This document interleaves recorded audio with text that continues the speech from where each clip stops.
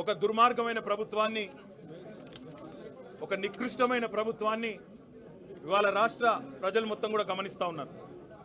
40 రోజులుగా చేయని తప్పుకు, ఏ తప్పు చేయకపోయినా కేవలం తమ భూమి తమకే ఉండాలని కోరుకున్నందుకు తమ భూమిని ప్రభుత్వం గుంజుకుంటుంటే ప్రతిఘటించినందుకు మా భూమి మేము ఇయ్యం అని చెప్పిన పాపానికి ఇవాళ కొడంగల్ నియోజకవర్గంలోని లగచర్ల గ్రామానికి సంబంధించిన గిరిజన రైతులు, దళిత రైతులు, బలహీన వర్గాల రైతులను గత 30 రోజుల పైచిలకు జైల్లో పెట్టిన నికృష్టపు ప్రభుత్వం రేవంత్ రెడ్డి ప్రభుత్వం. ఎంత అప్రజాస్వామికంగా అంటే తమ భూములు తాము ఇవ్వము అంటే వారి మీద కేసులు పెట్టడమే కాకుండా వారిని 3rd డిగ్రీ టార్చర్ కూడా పోలీస్ కస్టడీలో గురి చేసినారు. అక్కడ ఉండే ఎస్పీ గారికి వీడియో కాల్ చేసి వాళ్ళని కొడుతుంటే ఆయన అక్కడ తిరుపతి రెడ్డి గారు, ఎస్పీ గారు చూసి ఆనందించేలాగా కరెంటు షాకులు పెట్టి 3rd డిగ్రీ టార్చర్ చేసి వాళ్ళని హింస పెట్టింది రేవంత్ రెడ్డి ప్రభుత్వం. ఎంత నికృష్టమైన ప్రభుత్వం అంటే ముఖ్యమంత్రి సొంత నియోజకవర్గంలో రైతులు 35 రోజులుగా జైళ్లలో ఉంటే అది సబ్జెక్ట్ కాదట, అది చర్చనీయాంశం కాదట.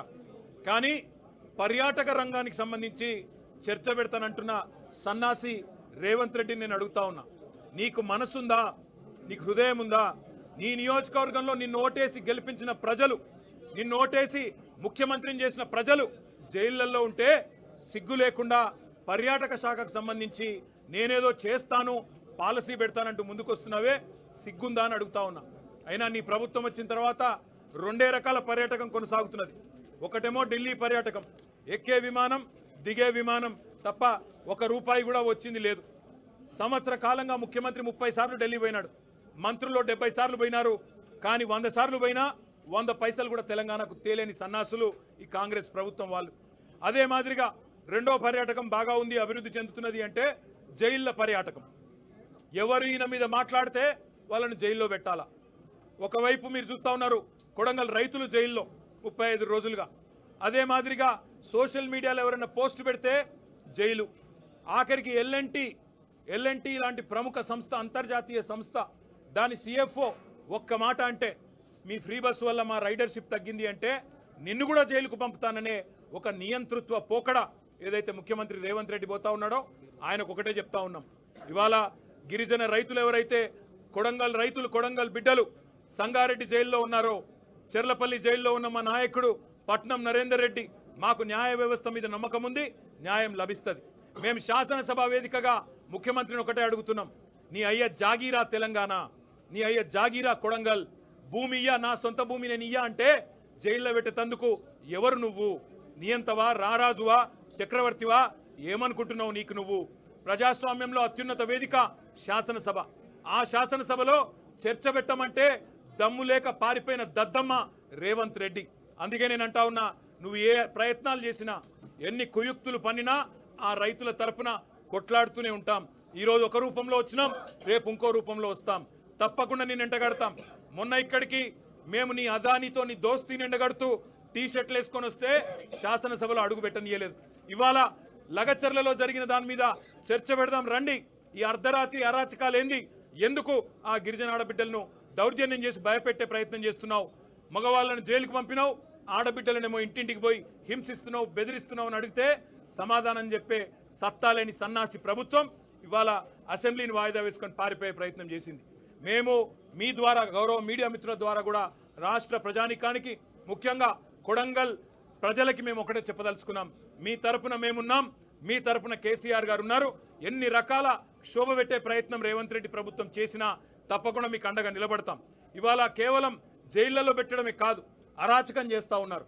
ఈ రోజు కూడా లగచర్లలో ఫార్మా విలేజ్ అనే ప్రతిపాదనను వెనుకకు తీసుకున్నట్టుగా తీసుకొని మరొక వైపు పారిశ్రామిక కారిడార్ పేరిట భూములు గుంజుకునే ప్రయత్నం చేస్తూ ఉన్నారు. అక్కడ ఉండే కుటుంబ సభ్యులను, రైతుల కుటుంబ సభ్యులను బెదిరించే ప్రయత్నం చేస్తూ ఉన్నారు. ఇంకా కొంతమంది ఎవరైతే పరారీలో ఉన్నారో వారిని ఇంకా కూడా వేధిస్తూ ఉన్నారు, వారి కుటుంబ సభ్యులను బెదిరిస్తూ ఉన్నారు. ఈ రాష్ట్రంలో జరుగుతున్నది ఒక ప్రజాస్వామ్య ప్రభుత్వమా లేక ఒక నియంత ప్రభుత్వమా, ఒక అరాచక ప్రభుత్వమా అనేది మేము అడుగుతా ఉన్నాం. శాసనసభ వేదికగా తప్పకుండా ఈ ప్రభుత్వాన్ని నిలదీస్తాం నిజాలు బయటికి వచ్చేంత వరకు. ఈ లగచర్ల ఎందుకు జరిగింది, అసలు అనుముల తిరుపతి రెడ్డి కనుసన్నల్లో అక్కడ పోలీసులు ఎందుకు నడుస్తున్నారు, అనుముల తిరుపతి రెడ్డి కనుసన్నల్లో అక్కడ అధికారులు ఎందుకు పనిచేస్తున్నారు, ఒక రాజ్యాంగేతర శక్తిగా రేవంత్ రెడ్డి అన్న అనుముల తిరుపతి రెడ్డి అక్కడ ఎట్లా ఊరేగుతున్నాడు 200 మంది పోలీసులను పెట్టుకునే విషయాన్ని రాష్ట్ర ప్రజల దృష్టికి తప్పకుండా తీసుకొస్తాం. కొడంగల్ రైతన్నలకు, కొడంగల్ గిరిజన బిడ్డలకు మేము ఒకటే విజ్ఞప్తి చేస్తా ఉన్నాం, న్యాయస్థానం మీద తప్పకుండా మనందరికీ విశ్వాసం ఉంది, న్యాయం లభిస్తుంది. ఇప్పటికే మీరు 35 రోజులు శిక్ష అనుభవించినారు, మీకు తప్పకుండా న్యాయం లభిస్తుంది, మీరు భయపడవద్దు. కేవలం కొడంగల్ ఒకటే కాదు, ఇవాళ మా జహీరాబాద్ ఎమ్మెల్యే మాణిక్రావు గారు చెప్తా ఉన్నారు, అక్కడ న్యాల్కల్లో కూడా గొడవ జరుగుతూ ఉంది, అక్కడ కూడా రైతులు మేము భూములు ఇవ్వమంటున్నారు, కానీ అక్కడ కూడా బలవంతంగా గుంజుకునే ప్రయత్నం జరుగుతూ ఉంది. అసలు ఈ పరిస్థితి ఎందుకు వచ్చింది ప్రభుత్వం ఆలోచన చేసుకోవాలి. 14,000 ఎకరాలు గత ప్రభుత్వం సేకరించి పెడితే దాన్ని రద్దు చేసి తిరిగి రైతులకు ఇస్తామని చెప్పింది మీరు, ఫార్మాసిటీ వద్దని చెప్పింది మీరు, ఫార్మాసిటీ రద్దు చేస్తున్నాం రైతులకు భూములు ఇస్తాం అని అన్నాడు కందుకూరులో, యాచారంలో తిరిగి చెప్పింది మీరు. ఇవాళ ఇటు హైకోర్టును మోసం చేస్తున్నారు, అటు రైతులను మోసం చేస్తున్నారు, జైళ్లలో పెట్టి వారి కుటుంబ సభ్యులను బెదిరించే అప్రజాస్వామిక పనులు చేస్తూ ఉన్నారు. తప్పకుండా మీ భరతం రాష్ట్ర ప్రజలు పడతారు, ముఖ్యంగా రాష్ట్ర రైతులు పడతారు. అప్పటిదాకా తప్పకుండా మీ తరపున బీఆర్ఎస్ పార్టీ పోరాడుతూనే ఉంటుంది. వీళ్లకు రైతులకు జరిగిన అన్యాయాన్ని సరిదిద్దేదాకా, పెట్టిన అక్రమ కేసులు ఉపసంహరించుకునేదాకా, రైతులకు బేషరతుగా ముఖ్యమంత్రికి క్షమాపణ చెప్పి వదిలేదాకా, జైలు నుంచి విడుదలయ్యేదాకా వారి తరపున మా పోరాటం కొనసాగుతూనే ఉంటుంది. తప్పకుండా శాసనసభ జరిగినంత కాలం ఈ అంశం మీద రాష్ట్ర ప్రభుత్వాన్ని ఒత్తిడి తెచ్చైనా సరే తప్పకుండా సమాధానం రాబెడతాం. ఇవాళ పారిపోవచ్చు ఒక్కరోజు, రేపటి నుంచి ఎక్కడ పోతారో కూడా చూస్తాం.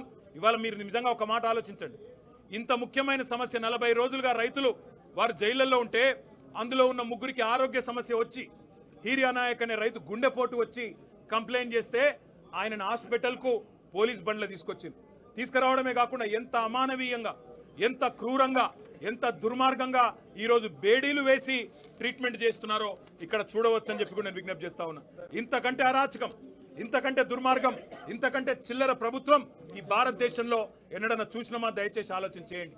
గుండె నొప్పి వచ్చింది, ఛాతీ నొప్పి వచ్చింది అనే రైతుకి బేడీలేసి ట్రీట్మెంట్ చేసే ఒక దిక్కుమాలిన నికృష్టపు ప్రభుత్వాన్ని తప్పకుండా ఎండగడతాం. శాసనసభలోనే వారిని తప్పకుండా నిలదీస్తామనే మాట మళ్ళొక్కసారి మీ అందరి ద్వారా తెలియజేస్తూ, ఆ రైతులకు న్యాయం జరిగేదాకా వదిలిపెట్టం, ఈ ప్రభుత్వాన్ని నిలదీస్తూనే ఉంటాం.